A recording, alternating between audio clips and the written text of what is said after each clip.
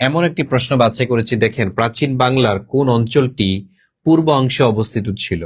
তাহলে এটি স্কুল পর্যায়ে 2 তে এসেছে। কোথায়? এটা হচ্ছে 13তম শিক্ষক নিবন্ধনে।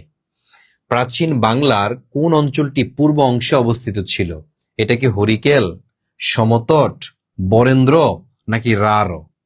তাহলে পূর্ব দিকে অবস্থিত এটা কি রারো হবে নাকি বরেন্দ্র হবে নাকি সমতট হবে নাকি হরিকেল হবে? ঠিক আছে, কনফিউশন, আপনাকে কনফিউশনে ফেলে দিবে এরকম প্রশ্ন। তাহলে এটা কি হবে বলেন? প্রাচীন বাংলার কোন অঞ্চলটি পূর্ব অংশে অবস্থিত?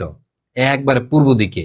আমরা যদি এই বাংলাদেশের দিকটা নির্ণয় করি, যেমন উপরের দিক হয় উত্তর, মানচিত্রের নিচের দিক হয় দক্ষিণ, ডান দিকটি হয় পূর্ব আর বাম দিক হয় পশ্চিম, তাই না? তো এখন দেখেন বাংলাদেশের পূর্ব দিকে বলেছে, তাহলে এই যে এটা তো পূর্ব দিক না, পূর্ব দিক পড়েছে, তো পূর্ব দিকে তো এখানে চট্টগ্রাম অঞ্চলটা আছে, তাই তো? আর আছে কি এখানে, এই যে উত্তর পূর্ব দিকে যদি আমরা বলি, এই অঞ্চলটাতে আছে সিলেট। তাহলে সিলেট আর কে আছে এখানে? চট্টগ্রাম আছে। তাহলে সিলেট এবং চট্টগ্রাম বাংলাদেশের পূর্ব দিকে অবস্থিত। তো এমন একটি জনপদ রয়েছে যে জনপদটি বাংলাদেশের এই পূর্ব দিকে অবস্থিত, সেটার নাম কি বলেন? এটা হলো হরিকেল। এই সেই হরিকেল বাংলাদেশের পূর্ব দিকের জনপদ। বাংলাদেশ একসময় 16টি জনপদে বিভক্ত ছিল। হরিকেল, সমতট, চন্দ্রদ্বীপ, রারো, সূক্ষ্ম, এরকম 16টা জনপদে বিভক্ত ছিল। এই 16টি জনপদকে একত্রিত করে বাঙ্গালা নাম দিয়েছিলেন যিনি, তার নাম হলো সম্রাট ইলিয়াস শাহ, শামসুদ্দিন ইলিয়াস শাহ। এই কারণে শামসুদ্দিন ইলিয়াস শাহকে বলা হয় বাঙালি জাতির প্রথম জনক। বাঙালি জাতির প্রথম জনকটা কে? ইলিয়াস শাহ। তো এই হচ্ছে প্রশ্নের উত্তর। এবার আসেন দ্বিতীয় যে প্রশ্নটি, আসেন এখানে বলা আছে বাংলাদেশের প্রাচীনতম নগর কেন্দ্র কোনটি? বাংলাদেশের প্রাচীন যে নগর কেন্দ্র, সে নগর কেন্দ্রটি কোনটি?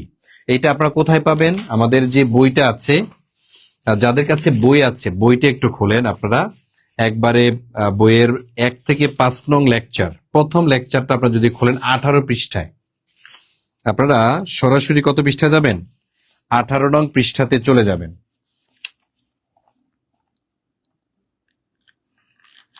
এই যে 18 পৃষ্ঠাতে এই প্রশ্নটা দেয়া আছে। এত গুরুত্বপূর্ণ প্রশ্ন এবং এই টপিক থেকে প্রশ্ন আসেই। আপনারা 18 পৃষ্ঠায় গেলে দেখবেন যে লেকচার 1 পাবেন, এখানেই এই প্রশ্নটা দেয়া আছে। এই যে দেখেন এই প্রশ্নটা যে পরীক্ষাতে আসছে, এই যে বাংলাদেশের প্রাচীন নগর কেন্দ্র কোনটি? প্রাচীন নগর কেন্দ্র কোনটি বলেন তো?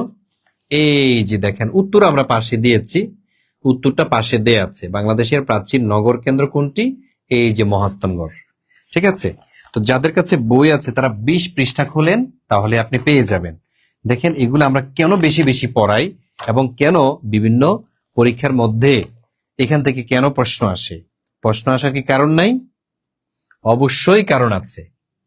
তাইলে বলেন বাংলাদেশের প্রাচীনতম নগর কেন্দ্র কোনটি?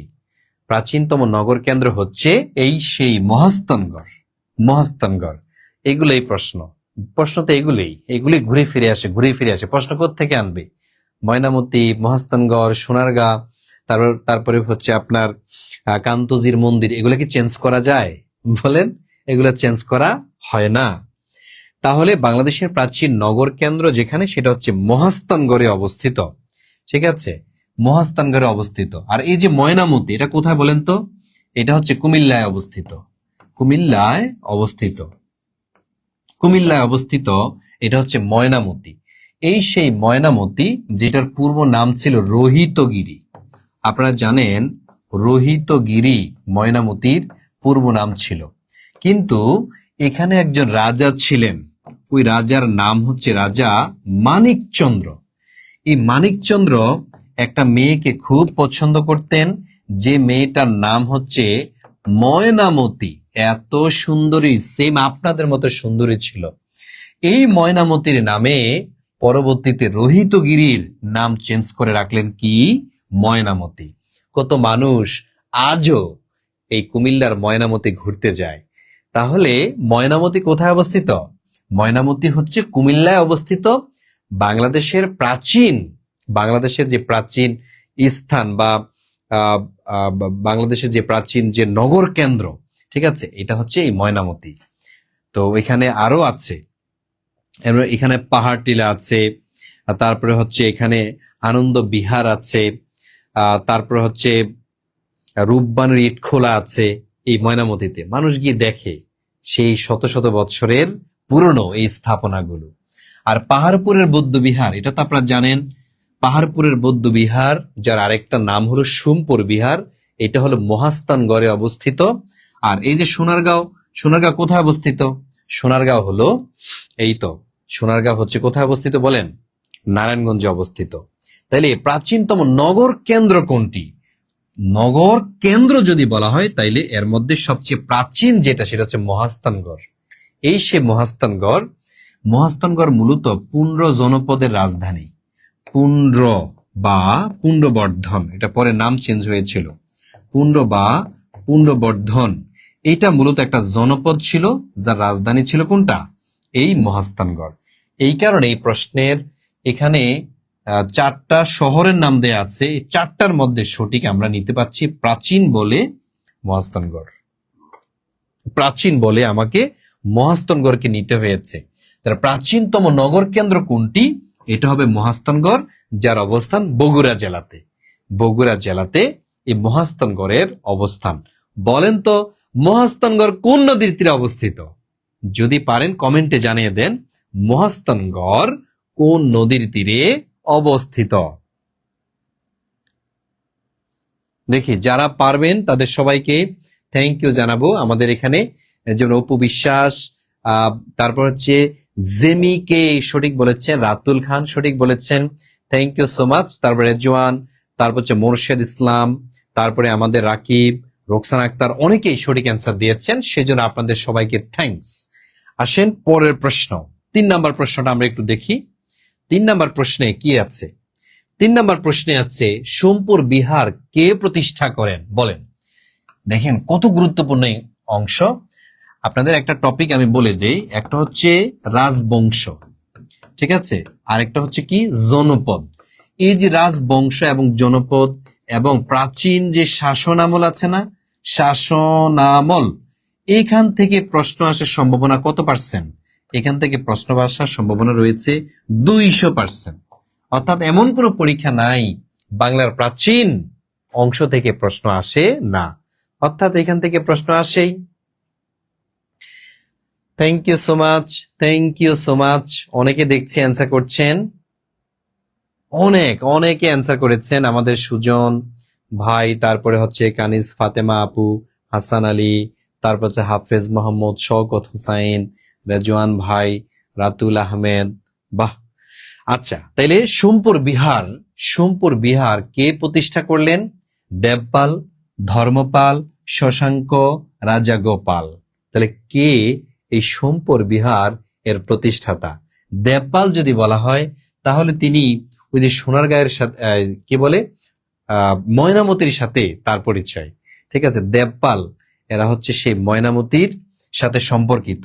ধর্মপাল, এই সেই ধর্মপাল যিনি গোপালের ছেলে ছিলেন, যিনি পাল যুগের সর্বশ্রেষ্ঠ শাসক ছিলেন, যিনি এটার প্রতিষ্ঠাতা, ঠিক আছে। তাইলে সোমপুর বিহারের প্রতিষ্ঠাতা যিনি, তিনি হলেন আমাদের ধর্মপাল, যিনি পাল যুগের শ্রেষ্ঠ রাজা। তাইলে পাল যুগের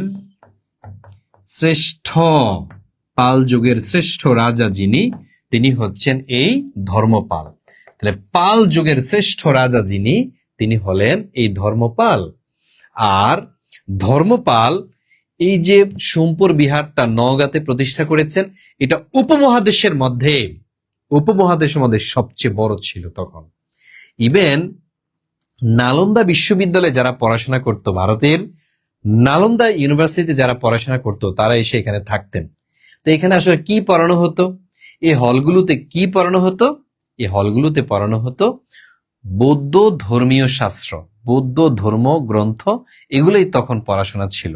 আগের পড়াশোনা, সাহিত্য, এগুলো উপজীব্য কি ছিল? এগুলা ছিল মূলত ধর্ম ভিত্তিক, মধ্যযুগে এসে রেনেসা হলো, রেনেসার পরবর্তীতে আধুনিকতা আসলো, তারপরে না যে মানুষ বাস্তবতা নিয়ে লেখা শুরু করেছে। প্রাইমারি জীবনে যেটা নিয়ে মানুষ লেখালেখি করত সেটা হলো ধর্মকেন্দ্রিক। সবকিছু মানুষ ধর্মের উপরে বিশ্বাস করতেন, অন্ধভক্ত ছিলেন।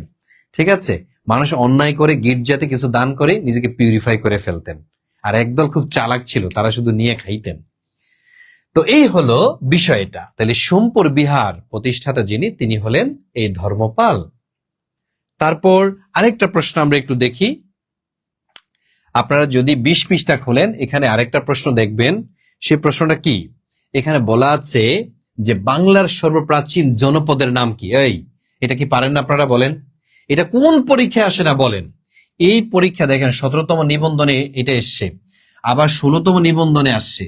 এই প্রশ্নটা বিসিএস 38-এ এসেছে, 38তমতে, 38তম বিসিএস এ এই প্রশ্নটাতে আমি উত্তর দিয়েছি। আবার এটা 37তম বিসিএস এর প্রশ্ন। আবার এই প্রশ্নটাই হচ্ছে 10 থেকে 20তম গ্রেডের পরীক্ষাতে এসেছে। অর্থাৎ এই প্রশ্নটা এত জনপ্রিয় একটা প্রশ্ন, এটা সব জায়গায় আসে। ঠিক আছে, সর্বপ্রাচীন জনপদ বাংলার কোনটি? এটি কি পুণ্ড জনপদ, তাম্রলিপ্ত জনপদ, গৌর জনপদ, নাকি হরিকেল নামক জনপদ? তাহলে দেখি আপনারা কি অ্যান্সার করেছেন। হ্যাঁ, কি অ্যান্সার করেছেন আপনারা? বাহ বাহ, ওকে ফাইন, ওকে ফাইন।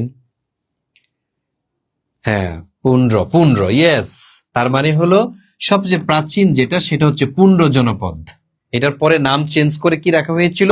পুণ্ড্রবর্ধন রাখা হয়েছিল, পুণ্ড্রবর্ধন রাখা হয়েছিল।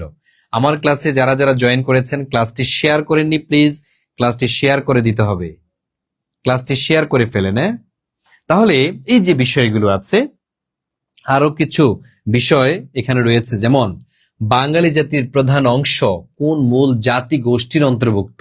বাঙালি জাতির প্রধান অংশ কোন মূল জাতি গোষ্ঠীর অন্তর্ভুক্ত?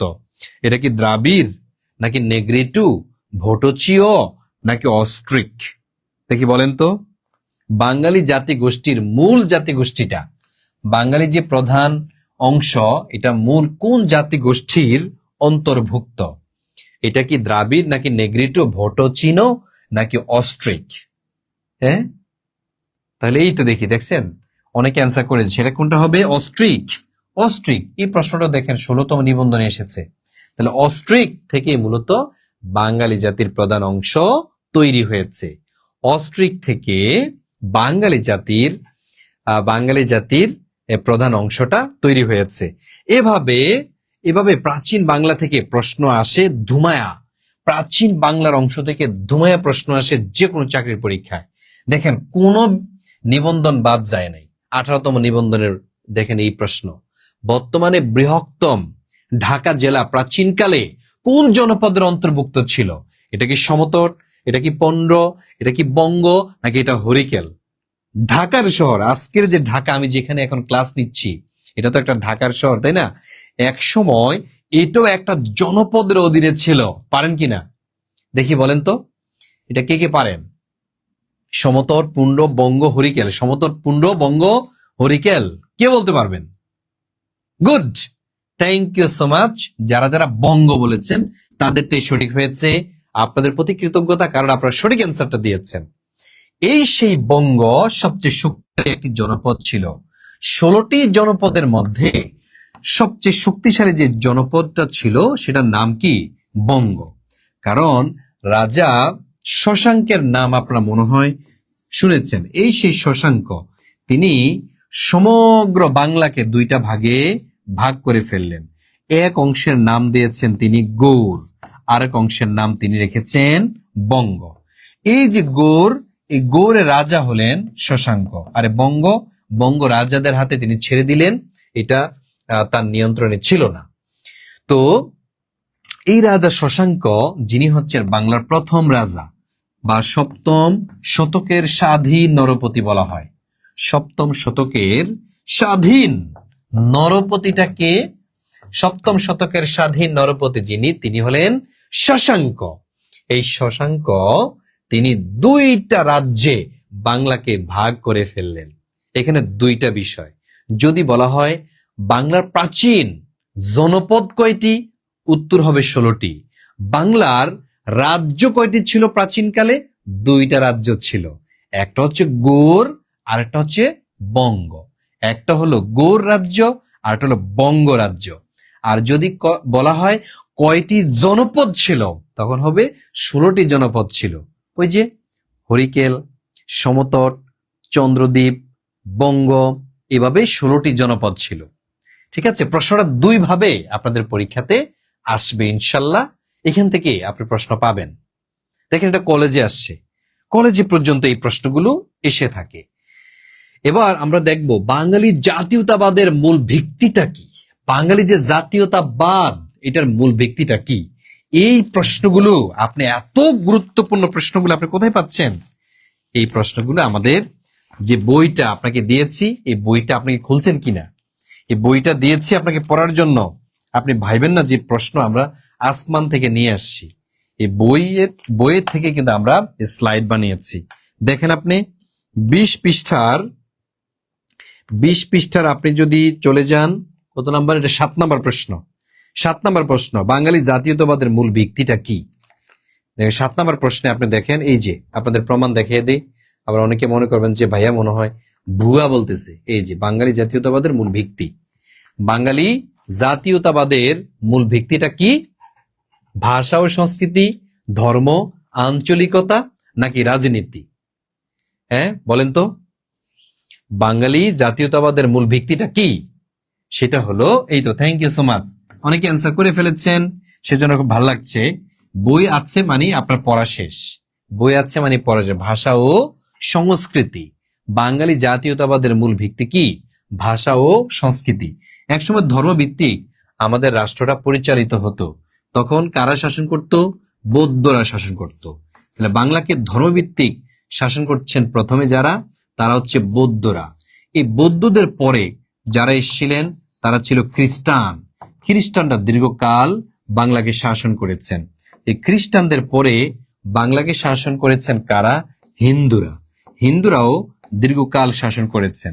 হিন্দুদের পরে রাজা লক্ষণ সেনের পরে আসে যারা ক্ষমতায়, তারা হচ্ছে মুসলিমরা। তার মানে মুসলিম শাসন ছিল। এভাবে আস্তে আস্তে বর্তমানে রয়েছে সেকুলার বা ধর্ম নিরপেক্ষ।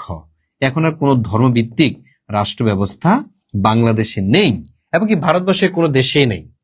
ঠিক আছে, বৌদ্ধ, খ্রিস্টান, হিন্দু, মুসলিম, এবং বর্তমানে রয়েছে কি? সেকুলার বা ধর্ম নিরপেক্ষ রাষ্ট্র। এই সেই বৌদ্ধ।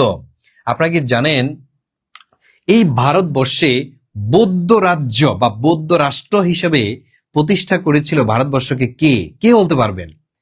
মানে ভারতবর্ষের রাষ্ট্র ধর্ম বৌদ্ধ, এটা সর্বপ্রথম স্বীকৃতি দিয়েছিল কোন রাজা? কোন রাজা বৌদ্ধকে রাষ্ট্র ধর্মের মর্যাদা দিয়েছিলেন? হ্যাঁ বলেন তো। দেওয়ার আগে উত্তর দিয়ে দেয়। হ্যাঁ, উত্তর দেওয়ার কারণ আছে, তো তাদের কাছে শীট আছে, বই আছে। ঠিক আছে, এই কারণে। তাইলে বৌদ্ধ, তিনি হচ্ছেন সম্রাট অশোক। আপনার নাম শুনেছেন না? এই সেই সম্রাট অশোক, এই সেই সম্রাট অশোক যিনি 261 খ্রিস্টপূর্বাব্দে, 261 খ্রিস্টপূর্বে তিনি এই ভারতবর্ষকে বৌদ্ধ ধর্মের অন্তর্ভুক্ত করেছিলেন। আর খ্রিস্ট ধর্ম প্রচার করেছিলেন যিনি, তিনি হচ্ছেন কে? মহাবীর আলেকজান্ডার। এই সে মহাবীর আলেকজান্ডার। ঠিক আছে, যদিও আলেকজান্ডারের সময় খ্রিস্ট ধর্ম তত প্রসারিত হয় না, পরবর্তীতে হয়েছে, ইংরেজদের শাসন আমলে হয়েছিল। আর হিন্দু ধর্মটা, এরা কারা?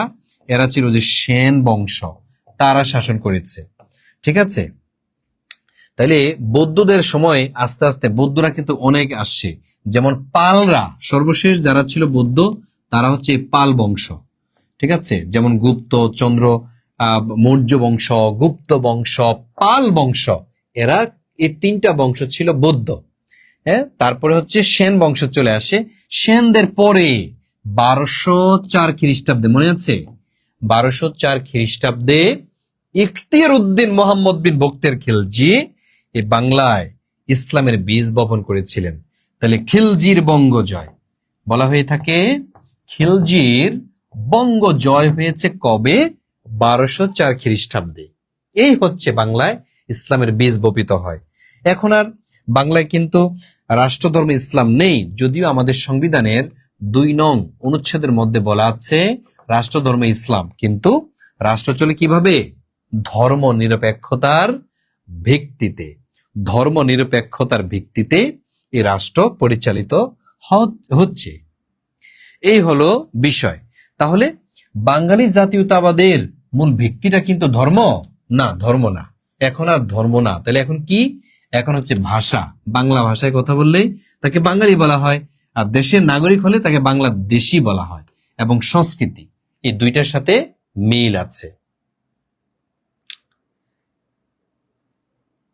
হ্যাঁ, তাইলে এবার আসেন, এটা কি ডান?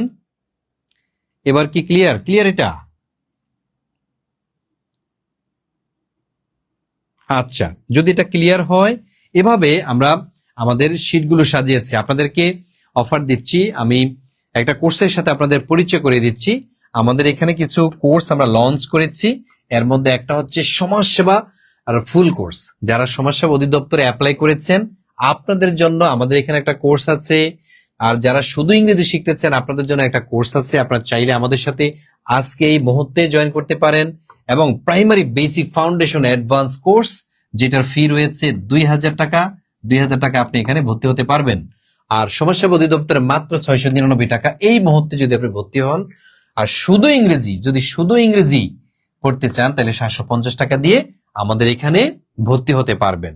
আর যারা নিবন্ধন টার্গেট হচ্ছে আপনি শিক্ষক হবেন, এনটিআরসি এর মাধ্যমে আপনি শিক্ষক হবেন, আপনাদের জন্য আমাদের এখানে একটা কোর্স আছে যেটার লাইভে অফার চলছে এখন 1499 টাকা। এই টাকা দিয়ে আপনি চাইলে আমাদের এখানে এখনই ভর্তি হতে পারবেন। ভর্তি হতে আপনাকে যেটা করতে হবে সেটা হচ্ছে এই নাম্বারে আপনি 1499 টাকা পাঠাবেন। সাথে কি থাকছে? নিবন্ধনে যারা ভর্তি হবেন আপনাদের জন্য একটা বাংলা, একটা ইংরেজি, একটা সাধারণ জ্ঞান, একটা গণিত, টোটাল 4টা বই ফ্রি দেওয়া হবে।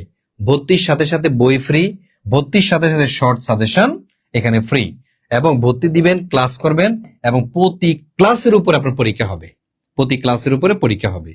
আপনি যদি আমাদের এখানে ভর্তি হতে চান এই কোর্সের যে কোনো একটিতে অথবা দুইটিতে, তাহলে সমপরিমাণ টাকা এই নাম্বারে পাঠাবেন 01767265758। এই নাম্বারে বিকাশ থেকে বা নগদ থেকে সেন্ড মানি করলে আমরা সাথে সাথে অ্যাড দিয়ে দিই আমাদের গ্রুপে, এবং আপনার ঠিকানা চলে যাবে আপনার বই, আপনার সাজেশন আপনার ঠিকানায় চলে যাবে। আমরা আপনার কাছ থেকে জেনে নিব। যারা ভর্তি হবেন এখনই ভর্তি হতে পারেন।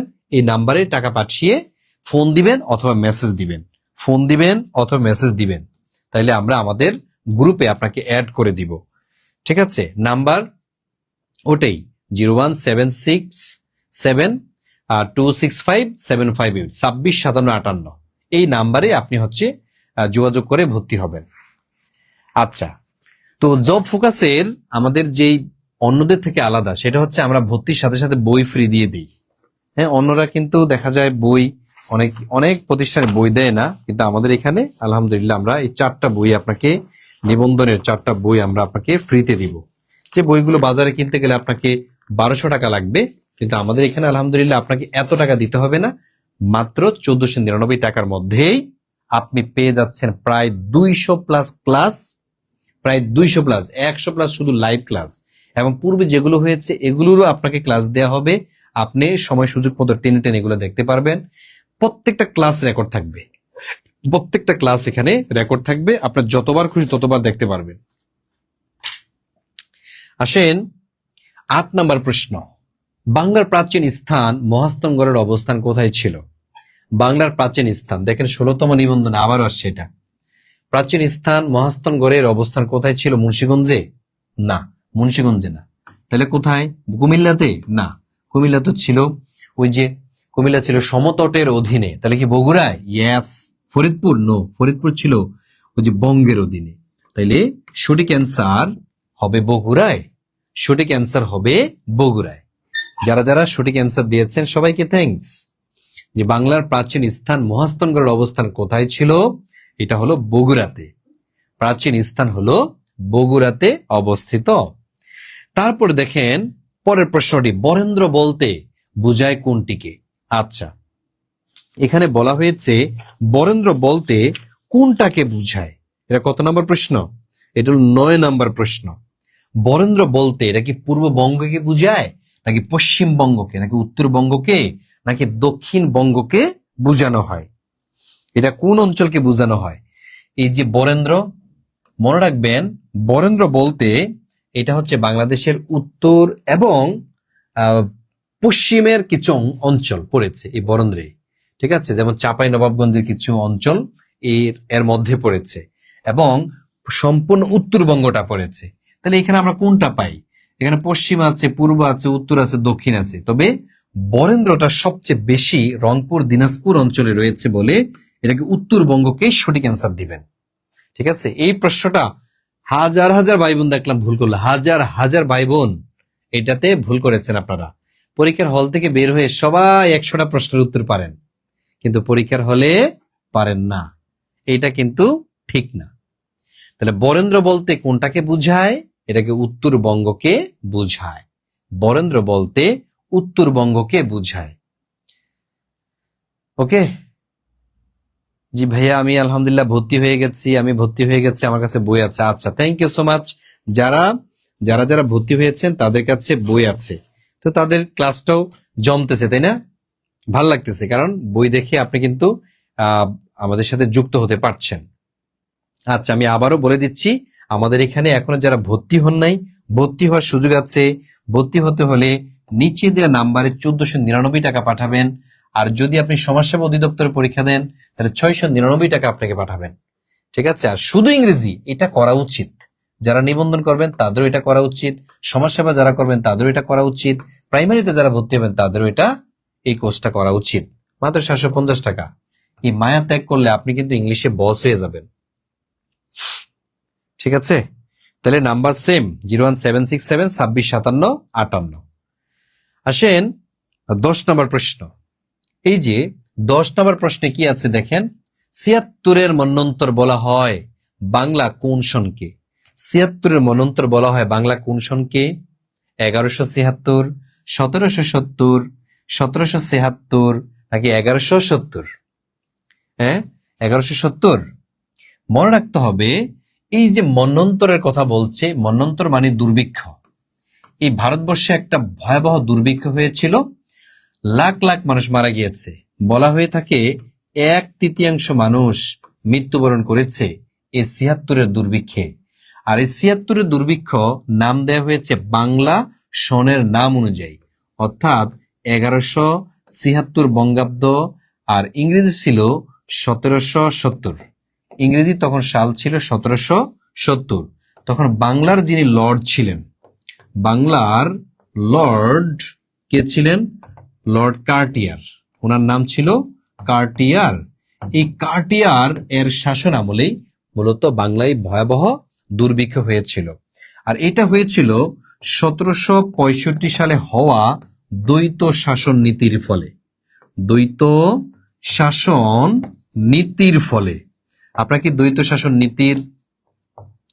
নীতিটা বুঝতে পেরেছেন কিনা? 2 ধরনের শাসন ব্যবস্থা প্রতিষ্ঠা করেছিলেন লর্ড ক্লাইভ, যার খেসারত দিতে হয়েছে আপামো সাধারণ জনতা, গরিব মানুষ।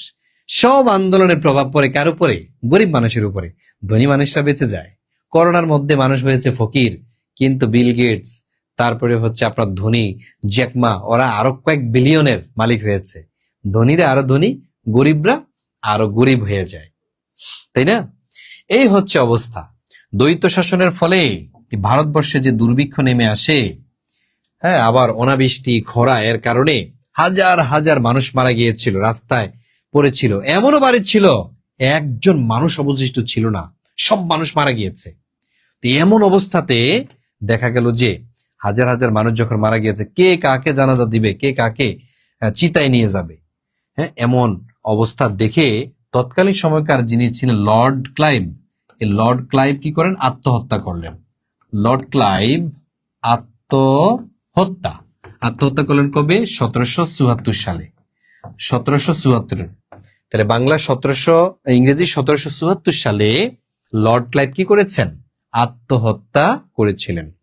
লর্ড ক্লাইভ নিজে আর সহ্য করতে পারলেন না, তিনি কি করলেন? আত্মহত্যা করেছিলেন। তো এই হলো লর্ড ক্লাইভের কাহিনী, এই হলো আমার বাংলার মানুষের আপামর জনতার খেসারত। বুঝতে পেরেছেন? আবার দেখেন 11 নং প্রশ্ন। আপনারা যদি 11 নং প্রশ্নটা দেখেন, এখানে কি আছে? 11 নং প্রশ্নটার জন্য আপনারা চলে যাবেন কত পৃষ্ঠায়?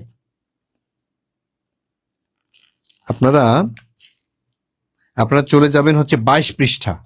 22 পৃষ্ঠার মধ্যে 22 পৃষ্ঠার মধ্যে আপনারা যদি 2 নম্বর প্রশ্নটা দেখেন, 2 নাম্বার, কার সময়ে বঙ্গভঙ্গ হয়? কার সময়ে বঙ্গভঙ্গ হয়? আমরা এই বইগুলো ফ্রিতে দিয়েছি, কিন্তু আপনাকে রেখে দেওয়ার জন্য না, আপনি এটা কাজে লাগাতে হবে। কার সময়ে বঙ্গভঙ্গ হয়? সবাই অ্যান্সার করবেন, সবাই অ্যান্সার করবেন, আমি দেখতে চাই। এই যে যারা সঠিক অ্যান্সার দিয়েছেন, মানে বই আছে আপনার কাছে। হ্যাঁ, আচ্ছা, হ্যাঁ, বই পাঠানোর আগে আপনাদের অবশ্যই ঠিকানা চাইবে, আপনাদের কাছ থেকে ঠিকানা জানতে চাইবে। সঠিক ঠিকানা না দিলে ভুল নাম্বারে বই চলে যায়। হ্যাঁ, না না, কল দিয়ে ঠিকানা না, আপনি হচ্ছে হোয়াটসঅ্যাপে ঠিকানা পাঠাবেন। হোয়াটসঅ্যাপে ঠিকানা পাঠাবেন, টাকা পাঠিয়ে স্ক্রিনশট দিবেন, তারপর হচ্ছে ঠিকানা পাঠাবেন ওই নাম্বারেই, 265758 নাম্বারে। জি, আচ্ছা, এবার আসেন আমাদের 11 নং প্রশ্নে কি বলা আছে? কার সময় বঙ্গভঙ্গ হয়? লর্ড কার্জনের সময় হয়েছিল নাকি হার্ডিঞ্জের সময় হয়েছিল? বঙ্গকে ভেঙে ফেলা হয়েছিল কত সালে? 1905 সালে। তাহলে এই বঙ্গভঙ্গটা হয়েছিল কার সময়ে? Lord Curzon. লর্ড কার্জনের শাসন আমলে বঙ্গভঙ্গ হয়েছিল। আর বঙ্গভঙ্গটা বাতিল হয়েছিল। বঙ্গভঙ্গটা কি হয়েছিল? বাতিল হয়েছিল 1900 কত সালে? 11 সালে। এইটা হচ্ছে লর্ড হার্ডিঞ্জের শাসন আমলে। ঠিক আছে, 1911 সালে বঙ্গভঙ্গ যে ব্যবস্থাটা, এটা ইংরেজরা বাতিল করে দিয়েছিল। বঙ্গভঙ্গ যখন বাতিল হয়ে যায়, তখন এই বাংলায় হিন্দু মুসলমানদের মধ্যে দাঙ্গা বেঁধে যায়। অথচ বঙ্গভঙ্গের ফলে এর 1 বছর পরে 1906 সালে মুসলিম লীগ প্রতিষ্ঠিত হয়েছিল। মুসলিম লীগ প্রতিষ্ঠা।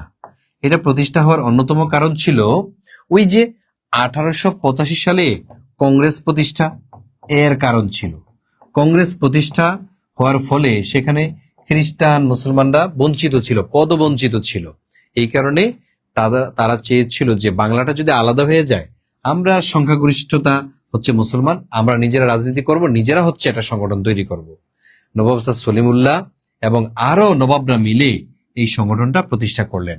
এটার নাম ছিল মুসলিম লীগ। এই মুসলিম লীগে 1949 সালে আওয়ামী মুসলিম লীগ হয়েছে। আর এই আওয়ামী মুসলিম লীগ 1955 সালে আওয়ামী লীগ হয়েছে।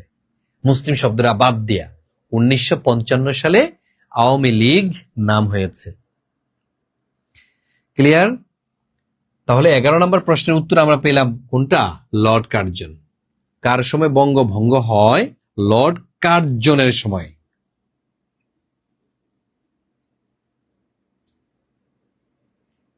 থ্যাংক ইউ সো মাচ অরণ্য, আপনাকে ধন্যবাদ ভালো একটা কমেন্ট করার জন্য। যে আমাদের বই সবগুলি সাজানো, আমাদের বইগুলো সাজানো এবং গুছানো। আমরা অনেক বড় করি না, আমরা পারতাম আর কি বইটাকে অনেক স্বাস্থ্যবান করতে। ওই যে জব সলিউশনের বই এরকম স্বাস্থ্যবান না, এরকম করতে পারতাম। আমরা অত বড় করি না, আমরা হচ্ছে যতটুকু প্রয়োজন পরীক্ষার জন্য ততটুকু দরকার। কারণ বই শেষ করতে পারলে একটা কনফিডেন্স আসে যে না আমি পারবো। বই শেষ না করতে পারলে আপনার মধ্যে ন্যারো মন তৈরি হবে, সংকীর্ণতা তৈরি হবে। 12 নম্বর প্রশ্ন, চিরস্থায়ী বন্দোবস্ত প্রবর্তক কে?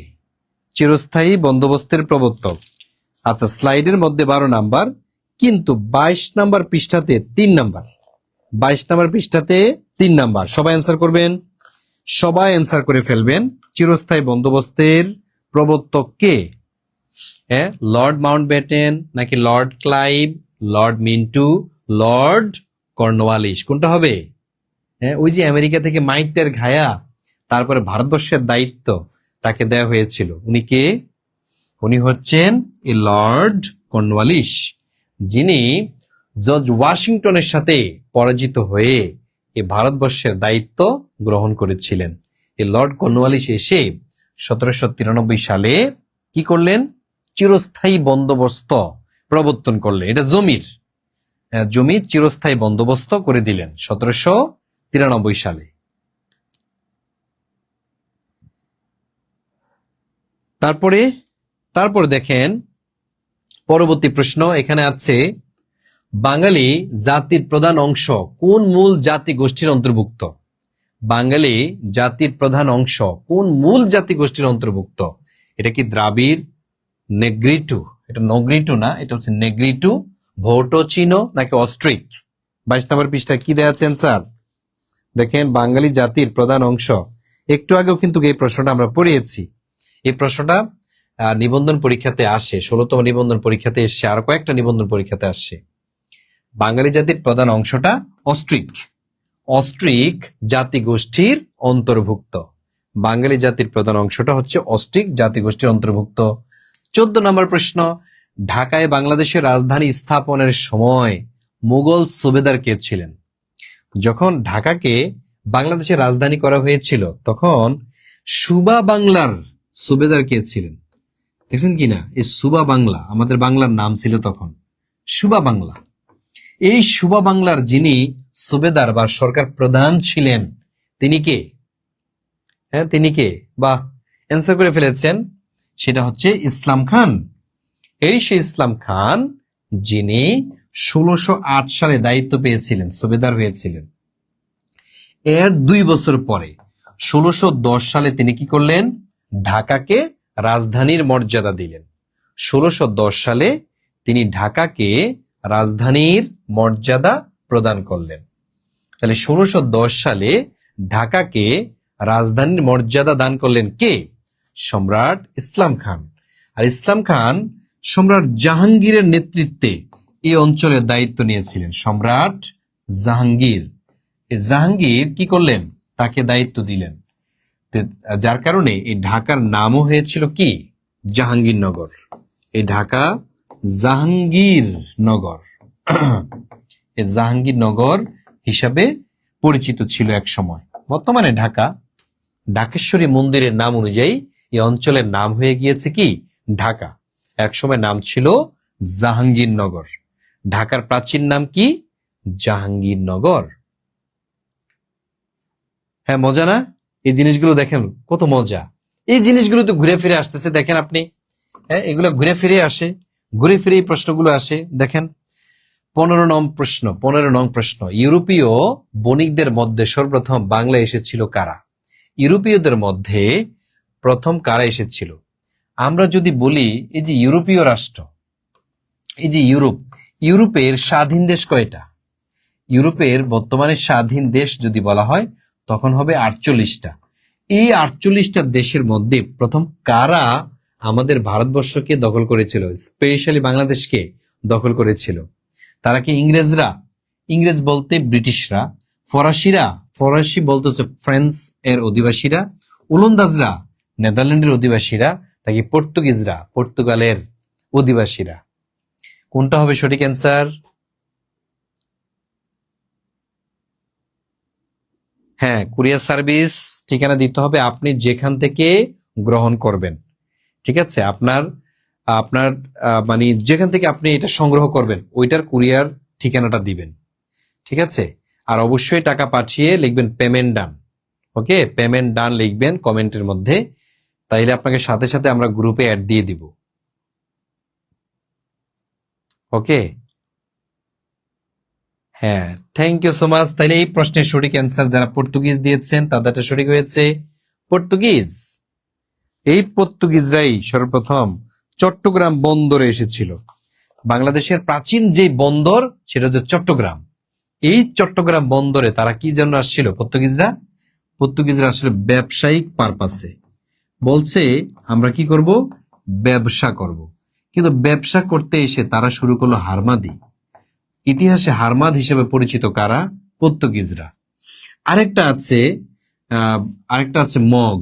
এই মগ হচ্ছে মিয়ানমারের অধিবাসীরা। তো এরা কি করত? এরা হচ্ছে জলের মধ্যে ডাকাতি করত। এরা ছিল ডাকাত। হ্যাঁ, জলদস্যু বলা হয় এদেরকে, জলদস্যু। এই মগরা হচ্ছে মিয়ানমারের, আর হারমাদরা হচ্ছে পর্তুগালের। তারা হচ্ছে লঞ্চের মধ্যে, জাহাজের মধ্যে, স্টিমারের মধ্যে উইঠা ডাকাতি করতো, মালামাল ছিনায় নিয়ে যাইত। এই ছিল তাদের প্রফেশন। তারা তো খায়া দেয়া কোনো কাজ ছিল না, তারা হচ্ছে এই কাজগুলা একবার নির্ভেজাল ভাবে করতেন। এই মগরা ঢাকা শহরে আইসা হামলা করার পরিকল্পনা করছিল, তখন মীর জুমলার তৈরি করলেন কি, ঢাকা গেট। এই ঢাকা গেট নির্মাণ করলেন। বুঝতে পেরেছেন? এরকম অনেক হামলা তারা করেছে, অনেক পরিকল্পনা তারা করেছে, অনেক জায়গায় তারা এই দস্যু ব্যক্তি চালিয়েছে, ডাকাত দলেরা। আচ্ছা, এবার আসেন, ঢাকা কখন সর্বপ্রথম বাংলার রাজধানী হয়েছিল? ঢাকা বাংলার রাজধানী হয়েছিল কত সালে? 1610, 1710, 1710, তারপরে কি আছে 1710 দুইবার দেয়া আছে না, তারপর হচ্ছে 1810। বাংলার প্রথম রাজধানী হয়েছিল কত সালে? হ্যাঁ, কত সালে?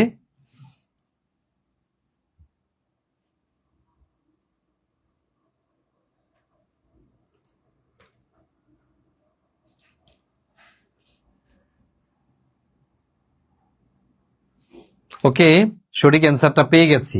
ঝড় তুলে ফেলছেন আপনারা, ঝড় সবাই পারতেছেন। এটা আমার কাছে খুবই ভালো লাগছে, খুব ভালো লাগছে। আজকে দুইটা কারণে ভালো লাগছে। একটা হচ্ছে অনেকেই ভর্তি হচ্ছেন, মানে এখন ভর্তি হচ্ছেন এক, আর 2 নাম্বার হচ্ছে যারা ভর্তি হয়ে গেছেন তাদেরকে আমরা কিছুটা পড়িয়েছি, আর দেখেন সমানে উত্তর দিতে পারছেন, সবাই প্রশ্নের উত্তর দিতে পারছেন, এটা একটা খুশি সংবাদ। আবার আমি বলার সাথে সাথে আপনারা ভর্তি হওয়া শুরু করেছেন, এটা খুব ভালো লাগছে। জি, আপনি যেতে পারেন। তোহা, ইয়েস। এবার আসেন, তাহলে ঢাকা কখন? এটা হচ্ছে 1610-এ।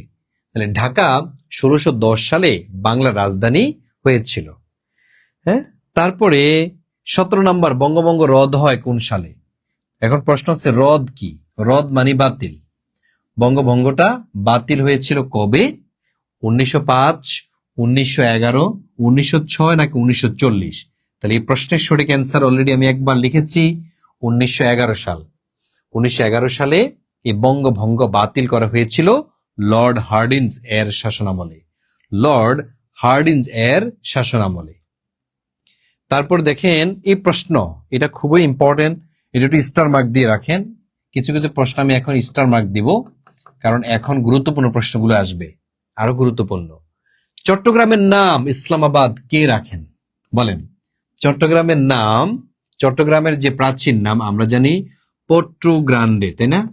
এই যে পোর্ট্রু গ্রান্ডে, এই পোর্ট্রু গ্রান্ডে ওই যে পর্তুগিজরা এটা নাম রেখেছিল। পরবর্তীতে চট্টগ্রামের নাম পোর্ট্রু গ্রান্ডে বাদ দিয়ে রাখলেন ইসলামাবাদ। যিনি, তার নাম কি? যিনি বাংলার শ্রেষ্ঠ সুবেদার ছিলেন, নট প্রথম, বাংলার শ্রেষ্ঠ সুবেদার তিনি ছিলেন, যিনি চট্টগ্রামের নাম রাখলেন ইসলামাবাদ। পাকিস্তানের একটা শহর আছে ইসলামাবাদ, তার নাম অনুযায়ী এই চট্টগ্রামের নাম ইসলামাবাদ রাখলেন যিনি, তিনি হচ্ছেন আমাদের শায়েস্তা খান। এই সেই শায়েস্তা খান যিনি চট্টগ্রামের নাম দিলেন কি? ইসলামাবাদ। ঠিক আছে? বর্তমানে বীর চট্টলা বলা হতো এটাকে, এটার আরেকটা নাম ছিল চট্টলা। হ্যাঁ, চট্টলা এটার নাম ছিল, চট্টলা, পোর্ট্রু গ্রান্ডে, পরবর্তীতে ইসলামাবাদ, এখন হলো কি চট্টগ্রাম। আগে বলা হতো চিটাগং, এই 2016 সালে চিটাগং এরকম বানান চেঞ্জ করে সঠিক ইংরেজিতে লেখা হয়েছে এখন চট্টগ্রাম নামে। ঠিক আছে? আগে যেমন ইন্ডিয়া বলা হতো, এখন কিন্তু ইন্ডিয়া না, এখন হচ্ছে ভারত। বাংলায়ও ভারত লিখতে হয়, ইংলিশেও ভারত লিখতে হয়। তো এই হলো বিষয়গুলো। এবার দেখি আমরা 19 নম্বর প্রশ্ন, সর্বপ্রথম বঙ্গদেশের নাম পাওয়া যায় যে গ্রন্থে? সর্বপ্রথম বঙ্গদেশের নাম কোথায়, কোন গ্রন্থে পাওয়া গিয়েছিল? 16তম স্কুল নিবন্ধন পরীক্ষা এসেছে 2019 সালে। 16তম স্কুল নিবন্ধনে এসেছে এই প্রশ্নটা, 19 নম্বর প্রশ্নটা। এটা আপনারা যদি 23 পৃষ্ঠায় যান তাহলে এটা পেয়ে যাবেন, যে সর্বপ্রথম বঙ্গদেশের নাম পাওয়া যায় কোন গ্রন্থে? আইনে আকবরীতে, বাঙালির ইতিহাস গ্রন্থে, ঐতর আরণ্যকে, নাকি রঘুবংশ? কোন গ্রন্থে এই বঙ্গ শব্দটা পাওয়া যায়? কোন গ্রন্থে সর্বপ্রথম বঙ্গ শব্দটি পাওয়া যায়? হ্যাঁ, অনেকে দেখছি অনেকে নিজেদের মতো করে দিচ্ছেন। এই প্রশ্নের সঠিক অ্যান্সার দিতে হলে আপনাকে কি করতে হবে? একটা মানতে খাটাইতে হবে। যেমন আইনে আকবরী এই গ্রন্থেও বঙ্গদেশের নাম আছে। বাঙালির ইতিহাস এটাতে আছে বঙ্গদেশের সীমানা, ঐতর আরণ্যক, মনে আছে? পজাস্ত্রিশ্বর ওয়াত্তয়ময়ং বয়াংশী বঙ্গবগদেশ্বর পাদা। এটা হচ্ছে ওই যে হিন্দুদের যে প্রাচীন একটা গ্রন্থ আছে না, ঋগ্বেদ, এই ঋগ্বেদের ঐতর আরণ্যকে বঙ্গদেশের নাম পাওয়া গিয়েছিল। তখন তো বঙ্গ এরকম নাম ছিল না, ঠিক আছে? বঙ্গ এই শব্দটা বাংলা নামে ছিল যে গ্রন্থে, ওটাই হচ্ছে এখানে সঠিক অ্যান্সার হবে। এটা কোনটা? আইনে আকবরীতে। এটা আইনে আকবরী উত্তর হওয়ার আরেকটা কারণ আছে। যদি দেখেন যে কয়েকটা অপশনে সঠিক অ্যান্সার দেয়া আছে, কয়েকটা অপশনে, তখন আপনি সঠিক অ্যান্সার নেবেন প্রথমটা। যখন দেখবেন 2টা বা 3টা অপশনই সঠিক, তখন আপনি অ্যান্সার করবেন কোনটা? প্রথমটা। এই কারণে আইনে আকবরী এখানে সঠিক অ্যান্সার, যেখানে বাংলা দেশবাচক শব্দের প্রথম ব্যবহার করেছিলেন আবুল ফজল কর্তৃক। পীর আবুল ফজল, তিনি পীর সাহেব ছিলেন। আকবরকে তো মানুষ পাত্তা দিত না, বলছে তুমি ধর্মকর্ম একবার বাস দিয়ে দিচ্ছ, তোমরা আমরা মানি না। এই জন্য তিনি এক পীর সাহেবকে হাত করলেন, ঠিক আছে? কারণ পীর সাহেবরা যে কোনো কিছুকে জায়েজ বলে দিলেই বা সবাই বিশ্বাস করে ফেলে। তখন আবুল ফজলকে তিনি হাত করলেন।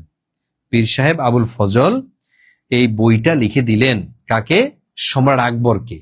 আর আকবর নতুন একটা ধর্ম নিয়ে আসলেন, যেটার নাম হলো দ্বীন এলাহি।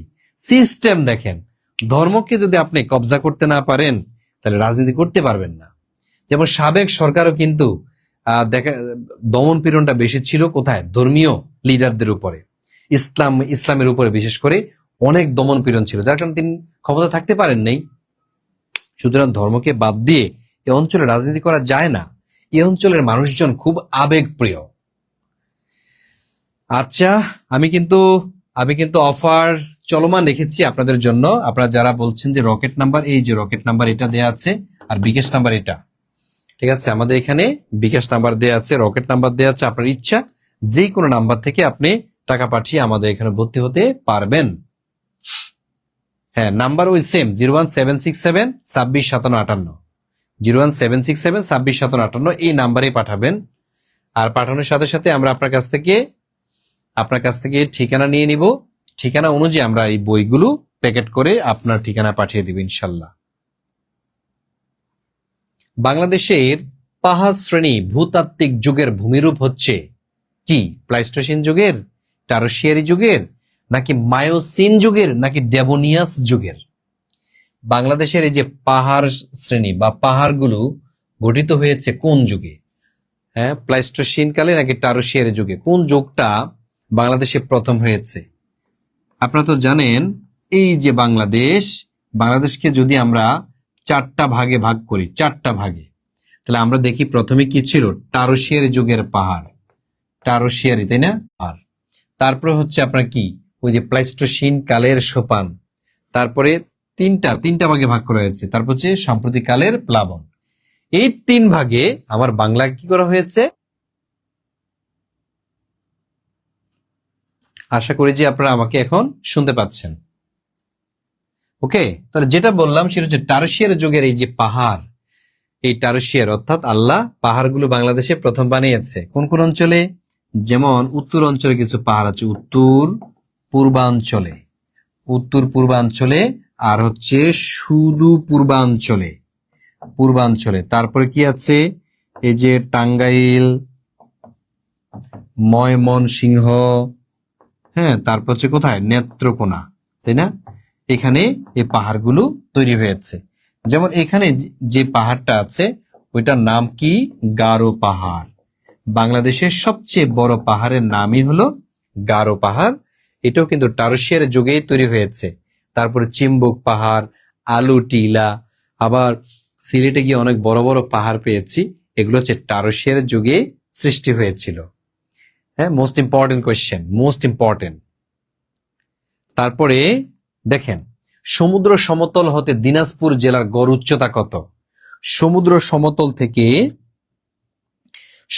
সমতল থেকে দিনাজপুর জেলার গড় উচ্চতা, আপনারা যদি 3 নং লেকচারটা খোলেন এখানে এই প্রশ্নটা পেয়ে যাবেন। এটা হচ্ছে কত পৃষ্ঠা? 28 পৃষ্ঠা খোলেন। এবার 28 পৃষ্ঠা সাধারণ জ্ঞানের 28 নং পৃষ্ঠাটা যদি খোলেন তাহলে আপনি পেয়ে যাবেন 2 নম্বর প্রশ্ন। আর আমাদের স্লাইডের মধ্যে আছে কত নাম্বার? 21 নং প্রশ্ন। সমুদ্র সমতল থেকে দিনাজপুর জেলার গড় উচ্চতা কত মিটার? দিনাজপুর জেলার গড় উচ্চতা কত কিলোমিটার? 37.50 মিটার, 35 মিটার, 30 মিটার, নাকি 21.50 মিটার? সমুদ্র সমতল থেকে দিনাজপুরের যে উচ্চতা, আর এটা হচ্ছে সমুদ্র, তাই না? এ হচ্ছে আপনার ধরেন সমুদ্র। এই সমুদ্র থেকে 37.50 মিটার উচ্চতা রয়েছে কে? দিনাজপুর। বুঝতে পেরেছেন? তাহলে এখানে সঠিক অ্যান্সার আমরা কোনটা পেলাম? 37.50 মিটার। 37.50 মিটার উচ্চতায় রয়েছে যেটি, এটা হলো আমাদের দিনাজপুর জেলা। এই দিনাজপুর জেলা সমুদ্র সমতল থেকে 37.50 মিটার উচ্চতায় রয়েছে। 37.50 মিটার এর উচ্চতায় রয়েছে। তারপর দেখেন 22 নং প্রশ্ন। এখানে বলা হয়েছে পার্বত্য চট্টগ্রামের পাহাড় শ্রেণীর উৎপত্তি হয়েছে কোন যুগে? বলেন। পার্বত্য চট্টগ্রামের, এটা 3 নম্বর প্রশ্ন, 28 পৃষ্ঠার 3 নম্বর প্রশ্ন। দেখেন, সাধারণ জ্ঞান বইয়ের 28 পৃষ্ঠার 3 নম্বর প্রশ্ন, পার্বত্য চট্টগ্রামের পাহাড় শ্রেণীর উৎপত্তি। পাহাড়, পাহাড় বললেই মনে রাখবেন টারশিয়ারি যুগ। পাহাড় বললে কোনটা হবে? টারশিয়ারি যুগ। আল্লাহ যখন আমাদের পৃথিবী বানিয়েছে তখন পৃথিবী কাঁপতেছিল। পৃথিবী কি করছিল? কাঁপতেছিল। তখন এই কম্পিত পৃথিবীকে শান্ত করার জন্য পাহাড় মারলেন, পাহাড় বসালেন, যেগুলো প্যারেক হিসেবে। তখন পৃথিবী স্থিমিত হলো। এটা কোরআন শরীফের মধ্যে আছে। কিন্তু বিজ্ঞানীরা বলেছেন বাংলাদেশ এবং সারা পৃথিবীর যে পাহাড়গুলো, এগুলা বাংলাদেশের পাহাড়গুলো তৈরি হয়েছে টারশিয়ারি যুগে। বুঝতে পেরেছেন? ক্লিয়ার? ক্লিয়ার এখানে? হ্যাঁ, এই তো সবাই অ্যান্সার করতে পারছেন। কারণ কি? হ্যাঁ, সব ঘুম শেষ হয়ে যাবে, পরীক্ষাটা যাক। হ্যাঁ, সব ঘুম শেষ হয়ে যাবে, পরীক্ষা যাক। পরীক্ষা থাকলে ঘুম হয় ভালো। আর আমি চাইতাম সবসময় পরীক্ষা থাকুক, ঘুমটা খুব ভালো হয়। পরীক্ষা ছাড়া, পড়াশোনা ছাড়া ঘুম হয় না। তারপর আসেন প্রাকৃতিক ও রাসায়নিক গঠনের উপর ভিত্তি করে বাংলাদেশের মাটিকে কত ভাগে ভাগ করা যায়? প্রাকৃতিক ও রাসায়নিক ঘটনার উপর ভিত্তি করে বাংলাদেশের মাটিকে কয় ভাগে ভাগ করা যায়? 5 ভাগ, 3 ভাগ, 6 ভাগ, নাকি 4 ভাগ? তাহলে কোন কোন ক্ষেত্রে? প্রাকৃতিক, আর একটা কি? রাসায়নিক। তাহলে প্রাকৃতিক ও রাসায়নিক ঘটনার উপর ভিত্তি করে বাংলাদেশের মাটিকে কয় ভাগে ভাগ করা হয়েছে? 5 ভাগে। বাংলাদেশের মাটিকে 5 ভাগে ভাগ করা হয়েছে। জি, ধন্যবাদ আপনাদের। এবার আসেন পরবর্তী প্রশ্ন। ময়মনসিংহ টাঙ্গাইল জেলার উঁচু ভূমিকে কি বলে? বরেন্দ্রভূমি, মধুপুরের গড়, ভাওয়ালের গড়, নাকি কোনোটাই না? ময়মনসিংহ ও টাঙ্গাইল মনে রাখবেন, ওই যে 3টি ভাগে ভাগ করা হয়েছিল না? কি কি? টারশিয়ারি যুগ, বাংলাকে টারশিয়ারি যুগের পাহাড়, তাই না? টারশিয়ারি যুগের পাহাড় 1 নম্বরে ভাগ করা হয়েছিল। 2 নম্বরে হচ্ছে প্লাইস্টোসিন। এই যে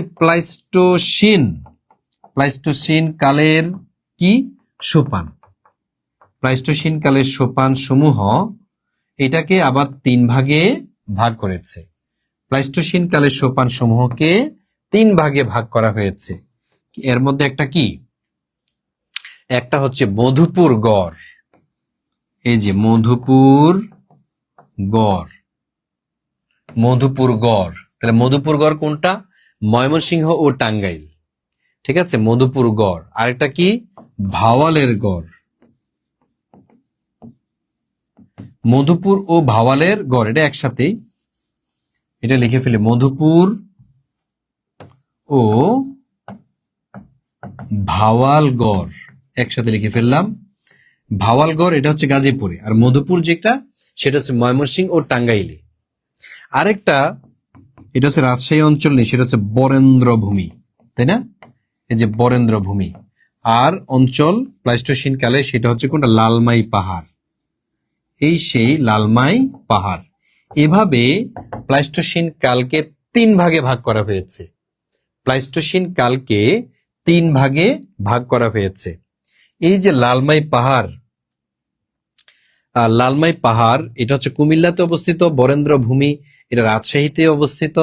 মধুপুর ও ভাওয়ালগড়, মধুপুর হচ্ছে ময়মনসিংহ টাঙ্গাইলে, আর ভাওয়ালগড় যেটা সেটা হচ্ছে গাজীপুর থেকে ঢাকার দিকে। এই যে গাজীপুর থেকে এই যে ঢাকা, এই ঢাকা পর্যন্ত এটা গঠিত হয়েছে। এই কারণে এই অঞ্চলের মাটির কালার দেখবেন লাল, বাদামি রঙের, লাল এবং বাদামি রঙের।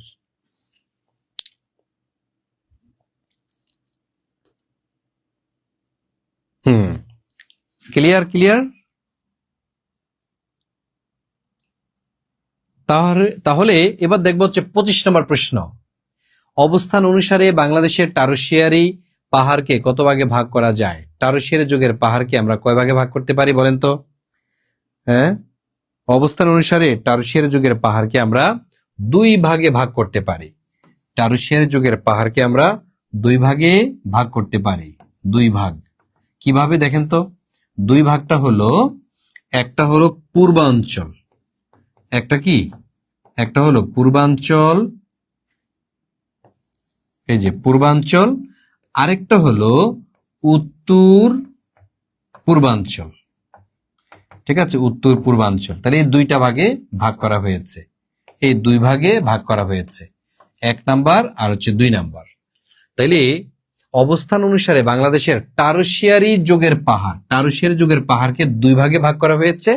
একটা অঞ্চল হলো কি উত্তর পূর্বাঞ্চল, আর একটা হলো পূর্বাঞ্চল। এই 2 ভাগে ভাগ করা হয়েছে।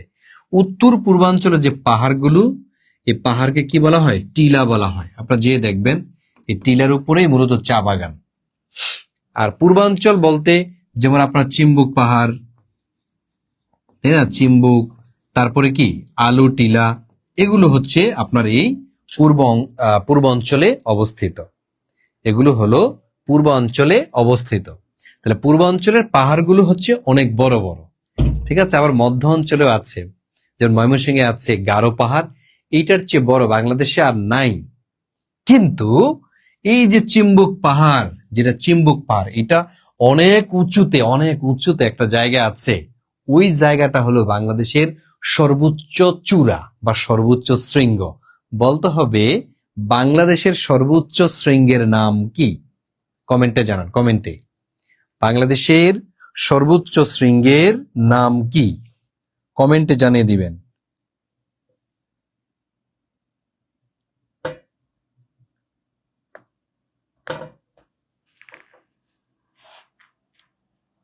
বাংলাদেশের সর্বোচ্চ শৃঙ্গের নাম কি?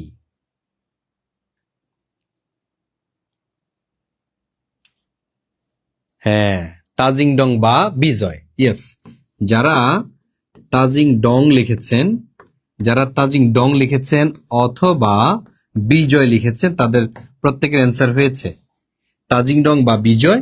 এটাই হচ্ছে সঠিক অ্যান্সার। বাংলাদেশের সর্বোচ্চ শৃঙ্গ, বিডি মানে বাংলাদেশ, বাংলাদেশের সর্বোচ্চ শৃঙ্গ, বাংলাদেশের সর্বোচ্চ শৃঙ্গ এটা হচ্ছে তাজিং ডং বা বিজয়। বাংলাদেশের সর্বোচ্চ শৃঙ্গ তাজিং ডং বা বিজয়। খুব ভালো লাগছে, আপনারা সবাই অ্যান্সার করছেন। আর অনেকে তো ঘুমিয়ে পড়ছে, তাই না? হ্যাঁ, কষ্ট করেন, কষ্ট করলে এটা কাজে দিবে। কষ্টের জিনিস, কষ্টের মাধ্যমে যেটা আপনি অর্জন করবেন সেটাই থাকবে। আর হেসে খেলে যেটা পাবেন এটার মর্ম আপনি বুঝবেন না। হেসে খেলে যেটা পাওয়া যায় বা পৈতৃক সম্পত্তির ভিত্তিতে উত্তরাধিকারী লাভ যেটা হয়, এটা আসলে বেশি কাজে লাগে না। ওইটা দিয়ে আপনি আরামায়েশ, মাদক, বিভিন্ন খারাপ কাজে দেখবেন যে আপনি ব্যয় করে ফেলতেছেন।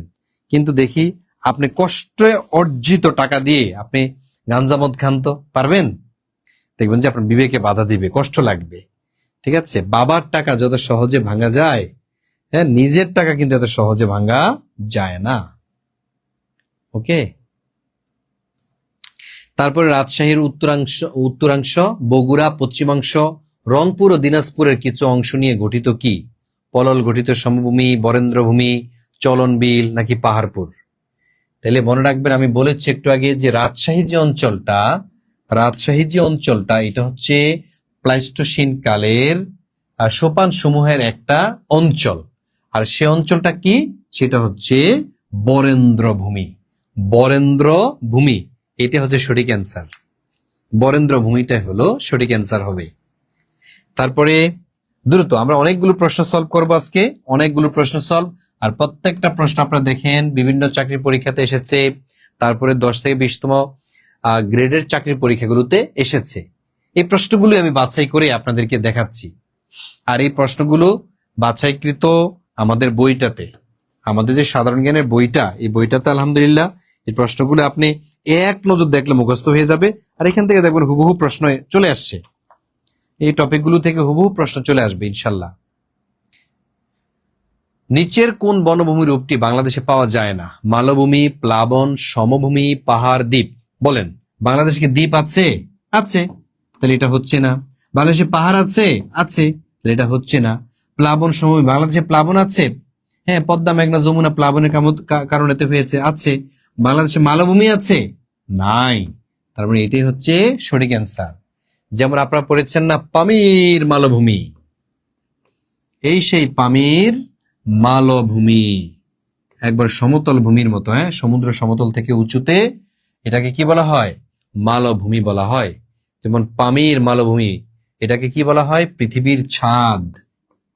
পৃথিবীর ছাদ বলা হয়। পৃথিবীর ছাদ বলা হয় কাকে? পামির মালভূমিকে। পৃথিবীর ছাদ বলা হয় পামির মালভূমিকে। হ্যাঁ, এভাবেই আমাদের ক্লাসগুলো, আমাদের প্রশ্নগুলো সাজানো আছে। আপনারা চাইলে আমাদের এখানে যুক্ত হয়ে বইগুলো সংগ্রহ করেন। অন্তত বইগুলো যদি আপনার কাছে থাকে অনেক কিছু শিখতে পারবেন। বইগুলোর দাম হচ্ছে 1200 টাকা। তা আমার ব্যক্তিগত পরামর্শ হচ্ছে, আপনি 1200 টাকা দিয়ে কেন বই কিনতে যাবেন? জাস্ট একটু বাড়ালেই, 1499 টাকা পাঠালেই আপনি 4টা বই ফ্রি পাচ্ছেন, আবার শর্ট সাজেশনটাও পাচ্ছেন একসাথে। ঠিক আছে, ভর্তির সাথে সাথে এটা পাচ্ছেন। সো সিদ্ধান্ত আপনার। আমি আপনাদের বলতে পারি, কিন্তু সিদ্ধান্ত নিবেন কে? আপনারাই। আবার যারা সমাজসেবা ফুল কোর্সে ভর্তি হবেন, মাত্র 699 টাকা, অর্থাৎ 1 টাকা যদি পাঠিয়ে দেন 700 টাকা। এই 700 টাকা দিয়ে আপনি সমাজসেবার সম্পূর্ণ কোর্সটা আমাদের এখান থেকে প্রিপারেশন নিতে পারছেন। বাংলাদেশের কোন বনভূমি শাল বৃক্ষের জন্য বিখ্যাত? শাল বৃক্ষের জন্য বিখ্যাত কোনটা? সিলেটের বনভূমি? আরে না, সিলেটের বনভূমি নয়। পার্বত্য চট্টগ্রামের বনভূমি নাকি ভাওয়াল ও মধুপুরের বনভূমি, খুলনা, বরিশাল ও পটুয়াখালীর বনভূমি? তাহলে বলেন, বাংলাদেশে কোন বনভূমি শাল বৃক্ষের জন্য বিখ্যাত?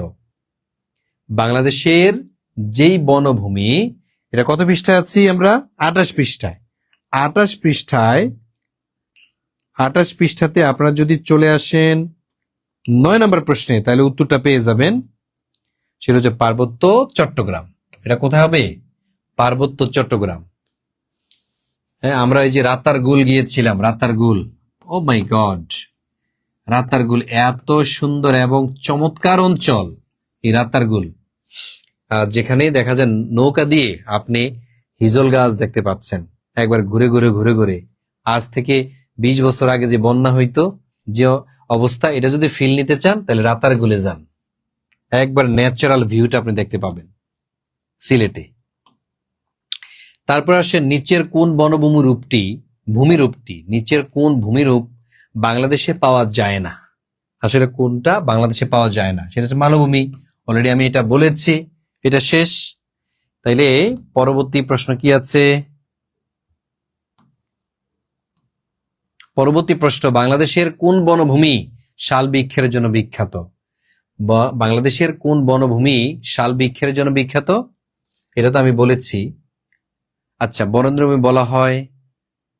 ওয়াঙ্গালা কাদের উৎসব? আচ্ছা, এবার উপজাতিতে আমরা চলে যেতে হবে। ওয়াঙ্গালা কাদের উৎসব? আপনি এটা পাইতে হইলে কত পৃষ্ঠা যাবেন?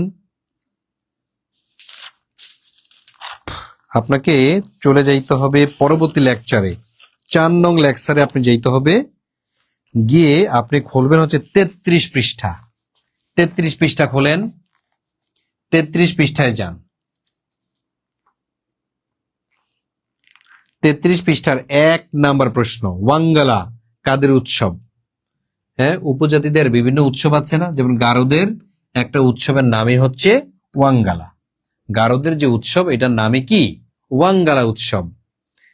তারপরে বাংলাদেশে কবে থেকে বয়স্ক ভাতা চালু হয়? বাংলাদেশে কবে থেকে বয়স্ক ভাতা চালু করা হয়? 96 সাল, 97 সাল, 98 নাকি 99? 16তম নিবন্ধন এই প্রশ্নটা এসেছে। এই প্রশ্নটা বিসিএস এও এসেছে সম্ভবত, আমি যদি ভুল না করি 39তম বিসিএস এর প্রশ্ন এটা। হ্যাঁ, 39তম বিসিএস এর প্রশ্ন এটা। এখানে এসেছে যে ওয়াঙ্গালা বাংলাদেশে বয়স্ক ভাতা চালু হয় কত সালে? 1998। গুড সুজন, আপনি সঠিক অ্যান্সার দিয়েছেন। কে আর সুজন, সঠিক অ্যান্সার হয়েছে আপনারটা। গুড।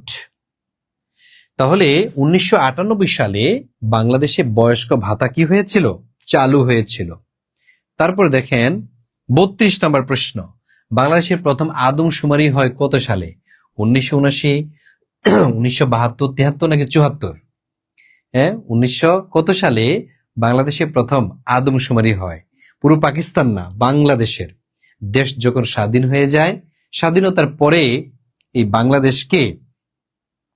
বাংলাদেশের মানুষের উপরে একটা জরিপ চালানো হয়, যেটাকে কি বলা হয়? যেটাকে বলা হয় আদমশুমারি। তাহলে এই বাংলাদেশের আদমশুমারি হয়েছিল কত সালে? সর্বপ্রথম এটা আপনারাই বলেন, বাংলাদেশে প্রথম আদমশুমারি হয়েছে কত সালে? গুড। তাহলে 1974 সালে। 1974 সালে। এই পর্যন্ত 6 বার হয়েছে, তাই না? এই পর্যন্ত মোট 6 বার হয়।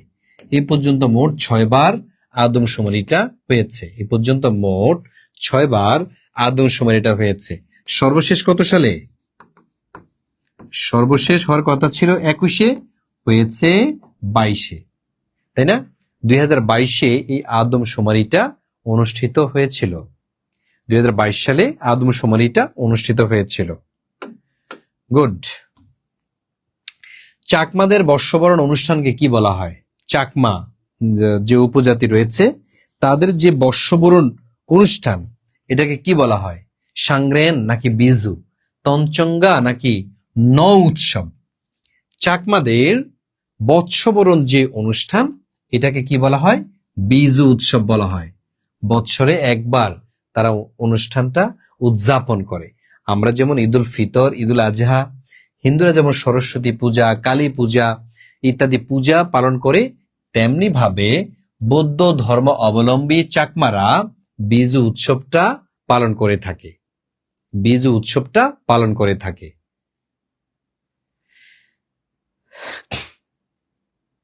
তারপরে হ্যাঁ, আমি কিন্তু একবারে কাছাকাছি চলে আসছি ক্লাসের। আর কতজন ভাই সৌভাগ্যবান হতে চান আজকের এই ক্লাসে আমি জানি না। আজকের এই ক্লাসটি আপনারা যারা আমাকে যেখান থেকে দেখছেন, একই সাথে ক্লাসে আমি আমাদের যে বইটা, সাধারণ জ্ঞানের যে বইটা, এই বইটা ধরে ধরে আমি শিখাচ্ছি, পড়াচ্ছি। সাধারণ জ্ঞানের বইটা আমি ধরে পড়াচ্ছি। আর কিছু অফারও আপনাদেরকে দিয়েছি। সেটা হচ্ছে আমাদের এখানে সমাজসেবা অধিদপ্তরের ফুল কোর্স, যারা অ্যাপ্লাই করেছেন সমাজসেবা অধিদপ্তরের পরীক্ষা দিবেন, ফুল কোর্সটা আমাদের এখানে করতে পারছেন 700 টাকা দিয়ে। 699 টাকা। আর যান 1 টাকা পাঠানোর দরকার নেই, 699 টাকা পাঠিয়ে দিন। আর শুধু ইংলিশের আপনাদের এখানে প্রায় 270-এর উপরে ক্লাস আছে, 270-75-এর উপরে ক্লাস আছে। আপনি ইংলিশের এই কোর্সটা করা উচিত। আমি এই কারণে বলবো, কারণ ইংলিশ স্কিল যদি আপনার না থাকে ইংলিশে, তাহলে আপনি জিরো। ঠিক আছে, আপনি যেই গ্রুপের হন না কেন, যেই ডিপার্টমেন্টে আপনি চাকরি করেন না কেন, ইংলিশের দক্ষতা না থাকলে আপনি একবারে জিরো অবস্থানে আছেন, এটা মাথায় রাখবেন। বাংলাদেশের একটা সমস্যা আছে, সমস্যাটা হচ্ছে ইংলিশটা ছোটবেলা থেকেই পড়ায়, কিন্তু ইংলিশ আমাদের শেখা হয় না পদ্ধতিগত ভুলের কারণে। যাই হোক, আপনি অলরেডি অনার্স করেছেন, মাস্টার্স করেছেন, অফলাইনে আসলে আপনার কাছে লজ্জা লাগতো, কিন্তু আপনি অনলাইনে পড়বেন, বাসায় বসে বসে পড়বেন, রেকর্ড ক্লাস থেকে আপনি করবেন, কোনো প্রকার অ্যাড নাই সেখানে। সুতরাং আপনি নিশ্চিন্তে থাকেন, আপনার কোনো প্রকার কেউ দেখলেও না, কিন্তু আপনি স্কিলড হলেন। এই কোর্সটা করার ফলে আপনাকে বিসিএস এর জন্য আলাদা করে কোর্স করতে হবে না, যে বিসিএস অথবা আপনাকে এনটিআরসিএ এটার জন্য আলাদা করে ইংলিশ কোর্সে ভর্তি হইতে হয় না। আপনি ধরেন প্রাইমারি যে অ্যাডভান্স কোর্সের ইংলিশটাও কিন্তু এখানে করিয়ে দেওয়া হবে। অথবা আপনি যদি বলেন যে না, আমি আইএলটিএস দিব, তখনও আপনার এই কোর্সটা খুব জরুরি। মাত্র 750 টাকা। এই মায়া যদি ত্যাগ না করতে পারেন, একান্তই যদি আপনি কোনো চাকরির পরীক্ষাতে আপনি অংশগ্রহণ করবেন না, এখন আপনার কি দরকার? আপনার টাকা দরকার। আপনাকে তো টাকা ইনকাম করার জন্য স্কিল লাগবে। ইংলিশটা যদি পারেন, আপনি অন্তত প্রাইভেট পড়িয়েও আপনি একটা রিজিকের বন্দোবস্ত করতে পারবেন। ঠিক আছে, ইংলিশটা সবাই পড়ে, ইংলিশ এবং গণিত, তারপর সায়েন্সের যে সাবজেক্টগুলো, এগুলো সবাই পড়ে। অন্তত একটা দক্ষতা আপনার লাগবে। আর শুধু পারলেই হবে না, ইংলিশ কিন্তু সবাই পড়ায়, কিন্তু আপনার পড়াটা থাকবে অন্যদের থেকে বেটার, অন্যদের থেকে ডিফারেন্ট। তাহলেই না যে আপনাকে মানুষজন মানে টাকা দিবে, টাকা কি এমনি দিয়ে দেয়? সুতরাং ব্যতিক্রম থাকতে হবে। আমরা এই ক্লাসের মাধ্যমে আপনাদেরকে শিখাবো কিভাবে ক্লাস নেবেন, কিভাবে স্টুডেন্টদেরকে বুঝাবেন, অন্যদের থেকে নিজের ক্লাসটা কিভাবে ডিফারেন্ট করবেন। আমরা শুধু যে আপনাদের বই পড়াবো ব্যাপারটা এমন না, আমরা শিখাবো আপনি কিভাবে টিচিং দিবেন। ঠিক আছে, আমরা শিখাবো আপনাকে শিক্ষক হতে হলে, আদর্শ শিক্ষক হতে হলে কি কি বৈশিষ্ট্য দরকার, কোন জিনিসগুলো আপনার মধ্যে প্র্যাকটিস করানো দরকার, এই বিষয়গুলো আমরা আমাদের ক্লাসের মধ্যে সলভ করাবো। ঠিক আছে, বয়স চলে গেলে, সময় চলে গেলে এই সুযোগ আর পাবেন না, তখন কান্নাকাটি করতে হবে। হ্যাঁ, আমাদের অনেক ভাই বোন দেখা যাচ্ছে যে এখন কান্নাকাটি করে যে ভাইয়া বয়স তো আর আছে মাত্র 1 বছর, সেই নিবন্ধন সার্কুলার কবে দিবে, সে কাঙ্ক্ষিত সোনার হরিণ কবে আসবে, আজও পথ চেয়ে আমি যে কাঁদি একা, এরকম একটা অবস্থার মধ্যে আছে। এখন আসলে সার্কুলার না দিলে আমাদের কাছ থেকে তো কিছু করার নেই। তবে মাননীয় শিক্ষামন্ত্রী উনি কিন্তু খুবই স্মার্ট লোক। আমি আশা করি যে 3-4 মাস বা 5 মাসের মধ্যে এই সমস্যার সমাধান হয়ে যাবে। যে জট লেগেছে, এই জট তিনি খুলতে পারবেন, আমার একটা বিশ্বাস। এবং কি, শিক্ষা খাতে সবচেয়ে বেশি বাজেট দিয়েছে, আপনারা জানেন কিনা? শিক্ষা খাতে সবচেয়ে বেশি বাজেট, এই যে বর্তমান যে বাজেট ঘোষিত হয়েছে, এটাতে বরাদ্দ দিয়েছে। যেহেতু শিক্ষা খাতের বরাদ্দ এসেছে, তার মানে এই সমস্যাগুলো সমাধান আশা করি যে উনি এটা খুঁজে বের করবেন। হাজার হাজার ভাই বোন, লাখ লাখ ভাই বোন অলরেডি বেকার, তারা প্রতীক্ষায় রয়েছেন কবে এনটিআরসি এর সার্কুলারটা আসবে, প্রাইমারি নিবন্ধনের সার্কুলার আসবে। ঠিক আছে, আমি দেখেছি যে গ্রামের বা প্রত্যন্ত অঞ্চলে এক একটা প্রাইমারি স্কুলে মাত্র 2-3 জন টিচার দিয়ে পরিচালিত হয়। কেমনে সম্ভব, কত কষ্টে আছে। তো উনি বলেছেন যে এই সমস্যা ইনশাল্লাহ খুব শীঘ্রই সমাধান হয়ে যাবে, আগামী 6 মাসের মধ্যে আলোর মুখ দেখবে স্কুলগুলো। যেহেতু স্কুলগুলো আলোর মুখ দেবে কাকে দিয়ে? আপনাকে দিয়ে। আপনি যদি সে ভাগ্যবান বা ভাগ্যবতী হতে চান, পড়াশোনা করেন। পড়াশোনার বিকল্প ডিভাইস পার্টি এখন আর কাজ হবে না, নকল আর হবে না, ঘোষণা নকল আর হবে না। বাস, কথা স্পষ্ট।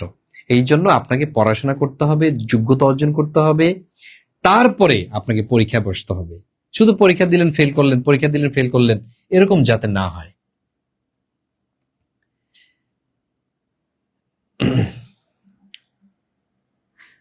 কুরিয়ার সার্ভিস ঠিকানা স্থানান্তরের নাম বলতে হবে নাকি? হ্যাঁ, কুরিয়ার সার্ভিস, আপনি যদি আমাদের বইগুলো নিতে চান, আমাদের এখানে ভর্তি হন, তাহলে অবশ্যই আপনি কুরিয়ার সার্ভিসের ঠিকানা দিতে হবে আপনার আশেপাশে। বা আপনি যদি একবার প্রত্যন্ত গ্রামে হয়ে থাকেন, তার উপজেলাতে, প্রত্যেকটা উপজেলাতে কুরিয়ার সার্ভিস আছে, সুন্দরবন কুরিয়ার সার্ভিস আছে, আপনি ওই ঠিকানায় নিতে পারবেন।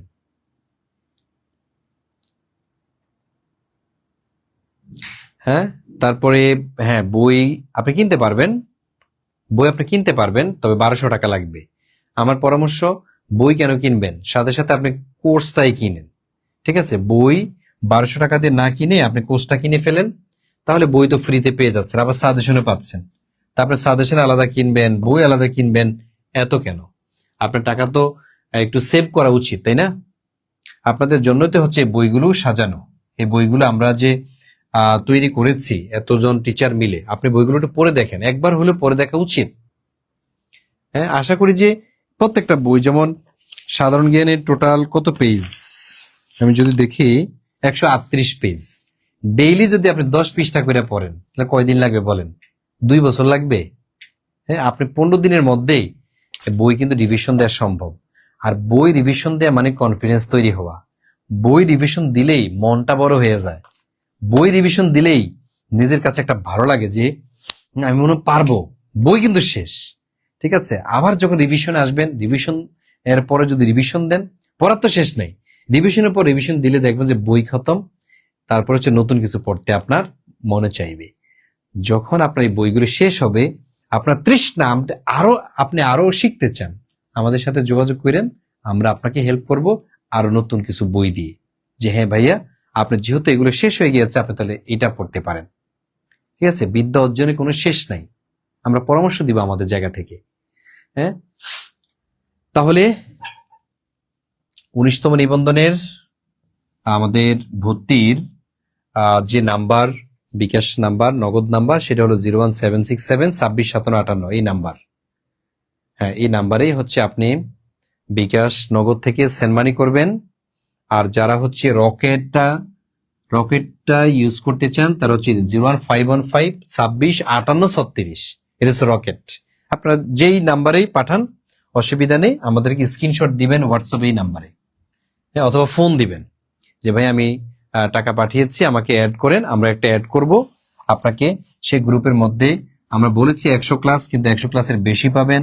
আমরা বলেছি এক্সাম নিবে 100টা, কিন্তু আরো বেশিও এক্সাম দিতে পারবেন আমাদের এখানে, আপনি বাসায় বসে বসে। এবং প্রত্যেকটা ক্লাস ইনশাল্লাহ আপনি রেকর্ড পাচ্ছেন। এই রেকর্ড ক্লাসগুলো যতবার খুশি ততবার আপনি দেখতে পারবেন।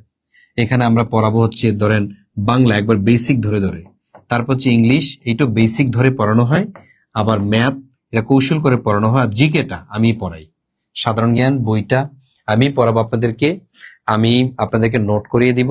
সাধারণ জ্ঞানে আশা করি যে 3, 4টা 5টা ক্লাস করলে আপনি বুঝে যাবেন সাধারণ জ্ঞানের কঠিন কোন কোন জায়গা আর কোন কোন জায়গাগুলো আপনার কাছে সহজ লাগে। হ্যাঁ, আর সাধারণ জ্ঞানের মনে হয় না যে 4, 5টা ক্লাস করার পরে আপনি ভয় থাকবে যে আমি মনে হয় পারবো না। আমি দায়িত্ব নিয়ে বলছি, সাধারণ জ্ঞানের ভয় ইনশাল্লাহ আমি জয় করতে পারবো, আপনার ভয় কাটিয়ে দিতে পারবো। অনেকে বলে যে সাধারণ জ্ঞানের ভাইয়া কোনো সিলেবাস নাই। হ্যাঁ, সিলেবাস কি নেই? নেই। কিসের? জিকে। জিকে যেহেতু সিলেবাস নাই, তার মানে আমি এখানে ফেল করব। আমি গণিতে ভালো, বাংলায় ভালো, আমি আমি হচ্ছে ইংলিশে ভালো, কিন্তু আমি সাধারণ জ্ঞানে ফেল করব, কারণ এটা সিলেবাস নাই। আমি বলবো যারা আপনাকে এই কুবুদ্ধিগুলো দিচ্ছে, তাদের কথা না শুনে আমার কথা শুনেন। আমি আজকে 13-14 বৎসর এই শুধু সাধারণ জ্ঞানই পড়াচ্ছি, 13-14 বৎসর।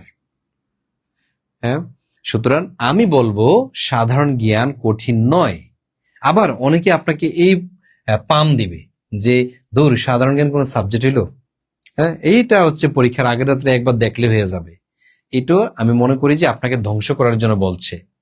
কখনো কখনো আপনারা আপনারা এরকম কারো বুদ্ধিতে আপনারা কান দিবেন না। ঠিক আছে, যে 2-1 দিন পড়লে আপনার বই শেষ হয়ে যাবে, একবার আয়ত্ত চলে আসবে, এটা কখনো ভালো মানুষের বুদ্ধি না। প্রত্যেকটা সাবজেক্টকে সমানভাবে গুরুত্ব দিতে হবে, প্রত্যেকটা সাবজেক্টকে, বাংলা, ইংরেজি, সাধারণ জ্ঞান এবং গণিত। এখন এই 4টা সাবজেক্টের মধ্যে দেখা যাচ্ছে এমন হতে পারে গণিতে আপনি একটু দুর্বল, আপনি 1 ঘন্টা বাড়িয়ে দেন। আবার এই 4টা সাবজেক্টের মধ্যে আপনার ইংলিশটা দুর্বল হতে পারে, ওখানে 1 ঘন্টা বাড়িয়ে দেন। 4টাতে আপনি দুর্বল না, আপনার কিন্তু সবল দিক আছে। ঠিক আছে, কেউ অঙ্কে ভালো, কেউ ইংলিশে ভালো, একদিকে না একদিকে আপনি ভালো অবস্থানে আছেন যেহেতু। সুতরাং আপনাকে আপনার উইক পয়েন্টটা এবং কি স্ট্রেংথ পয়েন্টটা যদি আপনি সিলেক্ট করতে পারেন, তাহলে আপনি গেইনার। ঠিক আছে, এবং কি পড়াটা রুটিন করে নেবেন, আপনি কত ঘন্টা পড়বেন। অনেকে আমাকে বলে যে ভাইয়া আমি যদি 5 থেকে 6 ঘন্টা পড়ি, তাহলে কি আমার চাকরি হবে? আমি বলি 5 থেকে 6 ঘন্টা কেন, আপনি যদি 15 থেকে 16 ঘন্টাও পড়েন তাহলে আপনার চাকরি হবে না। কারণ কি? যদি আপনার টার্গেট না থাকে। এর টার্গেট লাগবে, বুঝতে পেরেছেন? টার্গেট যদি না থাকে, গোল যদি না থাকে, আপনার গোল লাগবে। এই গোলটাই হচ্ছে মেইন। আপনি কি করতে চান আগামী 5 মাসের মধ্যে বা 6 মাসের মধ্যে, আপনাকে কোন পজিশনে দেখতে চান? এটা যদি আপনার অন্তঃকরণে বা মনের ভিতরে যদি আপনার ভিজুয়ালাইজ করতে না পারেন, স্মৃতিপটে যদি ভেসে না উঠে, আপনি একজন শিক্ষক, প্রাইমারি স্কুলের শিক্ষিকা বা শিক্ষক, অথবা এনটিআরসির মাধ্যমে আপনি শিক্ষক হয়েছেন, অথবা আপনি টাই কোট লাগিয়ে কলেজে যাচ্ছেন, এটা যদি আপনার কল্পনার জগতে না আসে, আপনি পারবেন না। কল্পনার জগতে নিয়ে আসতে হবে। যদি কল্পনার জগতে নিয়ে আসতে পারেন, একদিন না একদিন এটা বাস্তবায়ন হয়ে যাবে ইনশাল্লাহ।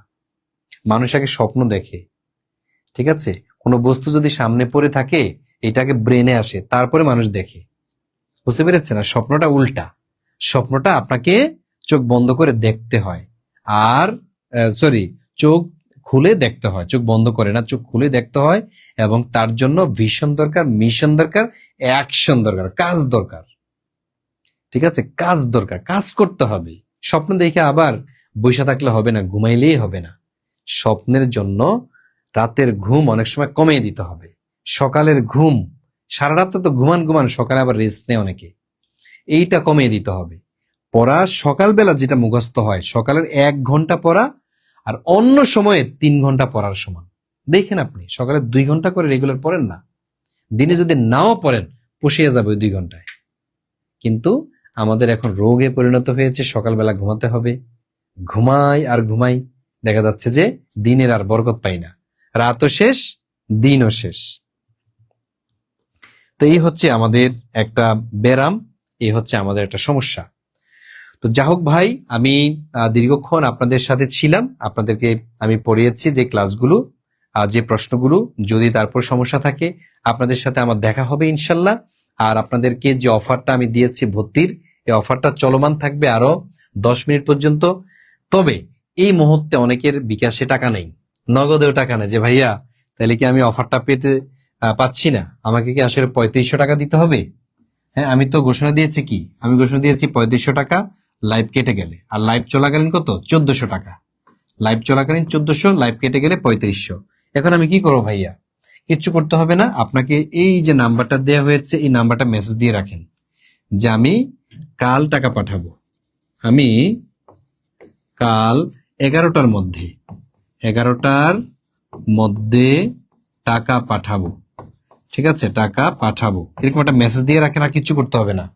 তাহলে আপনি অফারে ভর্তি হতে পারবেন, আমরাই আপনাকে নক দিব, কল দিব, ঠিক আছে? কাল টাকা পাঠাবো 01767 265758, এই নাম্বারে আপনি মেসেজ করেন, ঠিক আছে? এই নাম্বারে মেসেজ করলে আমরা আপনাকে নক দিয়ে স্মরণ করে দিব, ভুলের কোনো চান্স নাই।